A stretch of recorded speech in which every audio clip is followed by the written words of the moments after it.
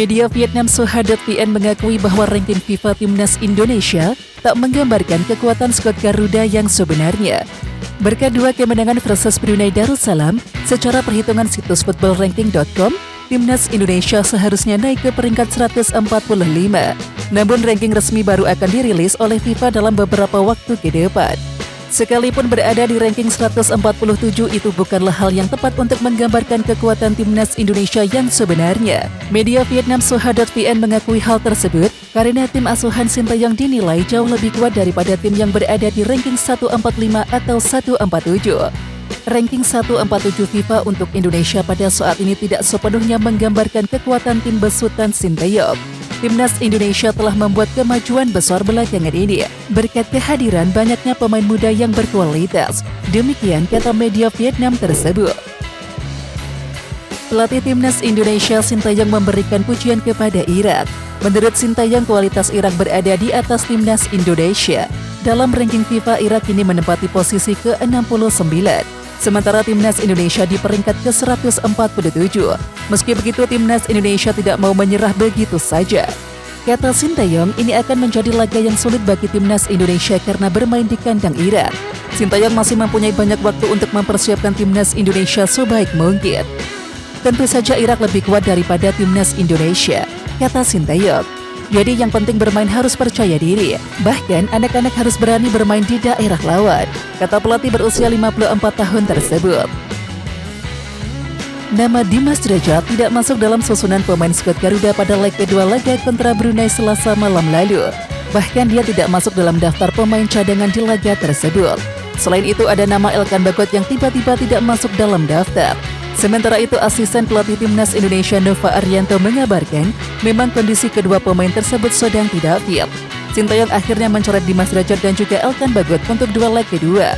Kemudian terbaru pelatih Persikabo 1973 Aji Santoso memberikan kabar terkait cedera Dimas Drajat. Penyerang berusia 26 tahun tersebut mengalami cedera hamstring. Dan akibat cedera ini, Dimas akhirnya tidak dibawa dalam laga tim berjuluk Laskar Pajajaran ini di pekan ke-16 nanti. Dimas Drajat tampil bagus, saya senang sekali di Timnas Indonesia. Tapi saya dengar dia lagi cedera hamstring, kata Aji Santoso. Fans sepak bola tanah air akan disuguhi 2 timnas bertanding di hari yang sama, tetapi ajang yang berbeda. Panggung Sintayong dan juga panggung Bima Sakti. Timnas senior asuhan Sintayong itu akan bertandang ke markas Irak yang venue-nya belum diumumkan oleh AFC. Pada hari yang sama, Timnas U17 Indonesia akan menjalani pertandingan terakhir fase grup Piala Dunia U17 2023. Garuda Asia besutan Bima Sakti terlebih dahulu akan meladeni Ekuador dan juga Panama pada tanggal 10 dan juga 13 November mendatang. Lantas, pada Rabu 16 November 2023, Iqbal Gwijangge dan kawan-kawan akan menantang Maroko pada laga pamungkas. Dan kabar baiknya adalah, 2 pertandingan Timnas senior dan juga Timnas U17 itu kemungkinan tak digelar pada jam yang sama.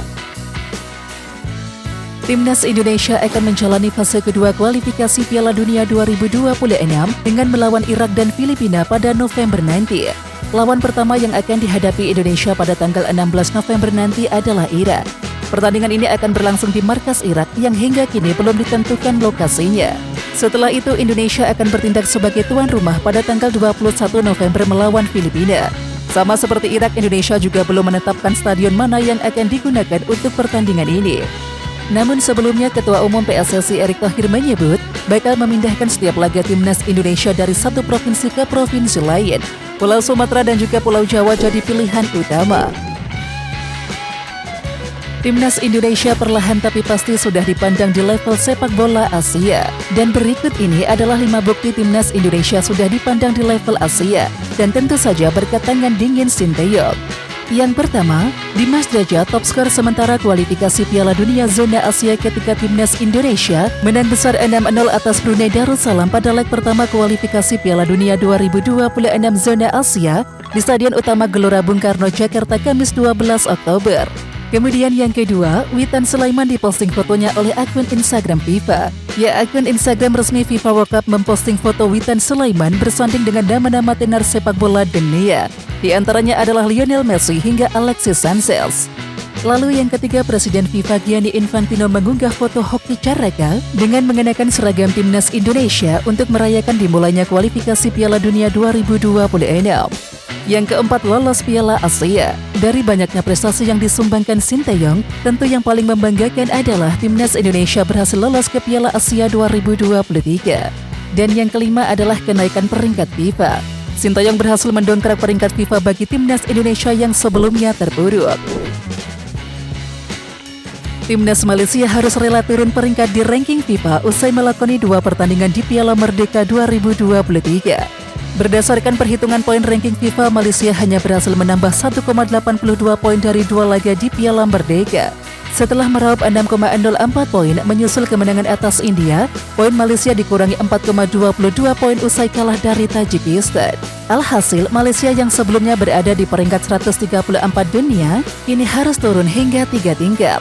Tepatnya skuad Harimau Malaya saat ini bertengger di posisi 137 dunia dengan 1096,72 poin. Adapun 3 negara yang berhasil menyalip posisi Malaysia adalah Kuwait, Lithuania, dan juga Nicaragua. Dan negara pertama merupakan tim yang dihajar timnas Indonesia pada kualifikasi Piala Asia 2023 Juni tahun lalu. Menpora RI Dito Aryo Tejo mengungkapkan rencana Presiden RI Joko Widodo untuk terbang ke Arab Saudi guna membuka jalan Indonesia sebagai tuan rumah Piala Dunia 2034. Menpora mengakui Presiden Jokowi menginginkan Indonesia bisa menjadi bagian dari tuan rumah bersama untuk Piala Dunia 2034. Kami lagi mengikuti perkembangannya. Memang positioning Indonesia itu yang Bapak Presiden inginkan. Kita minimal bisa menjadi co-host, kata Dito Aryo Tejo, sumber laman resmi Kemenpora. Sementara itu, Kemenpora menyampaikan keinginan Indonesia untuk maju sebagai bagian dari tuan rumah Piala Dunia adalah dengan majunya negara seperti Australia dan juga Arab Saudi untuk mengajukan bidding tuan rumah Piala Dunia. Dalam perbincangan mengenai grup F kualifikasi Piala Dunia 2026 zona Asia, media Vietnam The Tau 247 merinci persaingan sengit yang akan terjadi di antara para peserta grup ini. The Tau 247 menilai bahwa Irak berpotensi menjadi peserta terkuat di grup ini.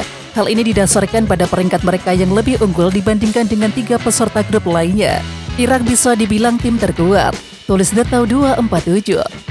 Sementara itu, timnas Indonesia juga dipandang sebagai lawan yang patut untuk diwaspadai. Dan Vietnam di sisi lain sedang mengalami tren negatif dalam beberapa pertandingan terakhir. Meskipun begitu, mereka memiliki potensi untuk bangkit. Dan pertandingan fase grup kualifikasi Piala Dunia 2026 zona Asia akan menjadi peluang emas bagi mereka untuk melakukan hal tersebut. Timnas Indonesia U17 bermain imbang 1-1 menghadapi SV Meppen U17 di lapangan SV Hemsen Meppen, Jerman Selasa 17 Oktober 2023 waktu setempat. Dengan suhu di bawah 8 derajat Celcius, Iqbal Kwijangge dan kawan-kawan memulai laga dengan intensitas sedang. Pada menit ke-80, SV Meppen berhasil mencetak gol melalui tendangan keras di dalam kotak penalti.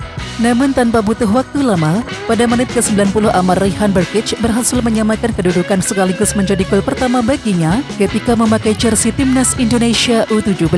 Sementara itu, pemain belakang Timnas U17 Tonci Sudor mengungkapkan pemain sudah bekerja keras, namun masih banyak yang harus dievaluasi. Tapi menurut saya banyak evaluasi karena banyak kesalahan dasar yang dilakukan, seperti passing dan kontrol yang harus diperbaiki untuk kedepannya, kata Tonci.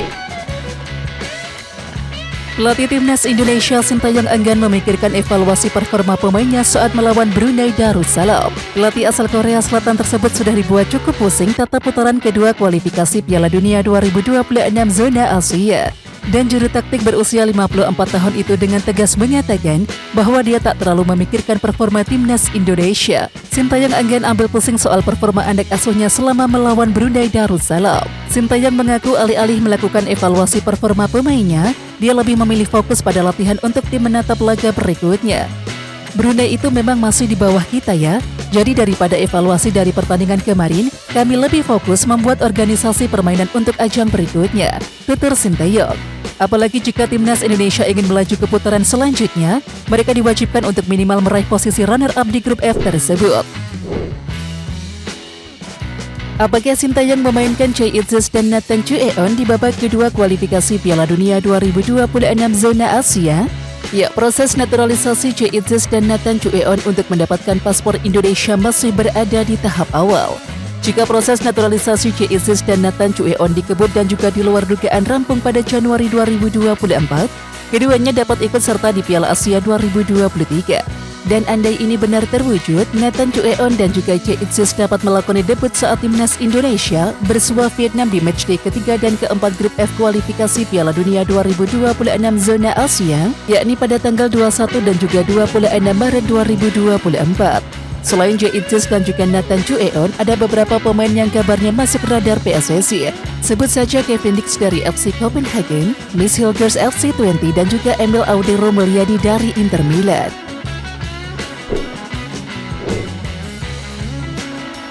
Oke Timnas Lovers, siapa kita?